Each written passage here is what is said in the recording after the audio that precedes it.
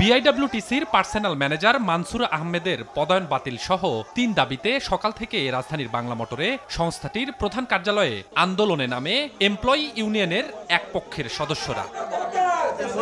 রোববার সকাল 10টার পর বিআইডব্লিউটিসির চেয়ারম্যান মোহাম্মদ সলিমুল্লাহ অফিসে আসার পরপরই তাকে সহ কর্মকর্তাদের তালাবদ্ধ করে রাখে আন্দোলনকারীরা। তাদের দাবি, মানসুর আহমেদকে চিফ পার্সোনাল ম্যানেজার হিসেবে নিজের ইচ্ছে মতো পদায়ন দেয় প্রতিষ্ঠানটির চেয়ারম্যান। বিআইডব্লিউটিসি সর্বস্তরের মানুষ জানে যে দুর্নীতিবাদ একমাত্র চেয়ারম্যান কি করে এটা করলো, আমরা তার বিচার চাই। 10 মিনিটের মধ্যে ওনার রুমে ডেকে নিয়ে চিঠি করেছেন এবং সেই চিঠি উনি ওনার রুমে বসিয়ে যোগদান করে উনি চলে গেছেন। দুপুর 12:30টার দিকে মানসুর আহমেদের পদায়ন বাতিলের সিদ্ধান্ত এলে তখনই আন্দোলন স্থগিত করা হয়।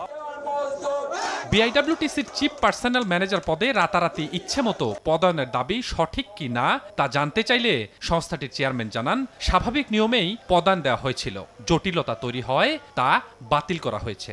সাধারণত একটা পদে 2 বছরের অধিক চাকরি করলে সেটা বদলি হয়। আমরা সেই নর্মাল জিনিসটাই করেছিলাম 2 বছরের অধিক, কিন্তু তারা এটাকে অ্যাকসেপ্ট করে নাই। মাননীয় উপদেষ্টা মহোদয়ের সাথে আলোচনা করেছি, উনি বলেছে বাতিল করে দাও, তা আমরা এটা বাতিল করে দিই। স্বপন আহমেদ, সময় সংবাদ, ঢাকা।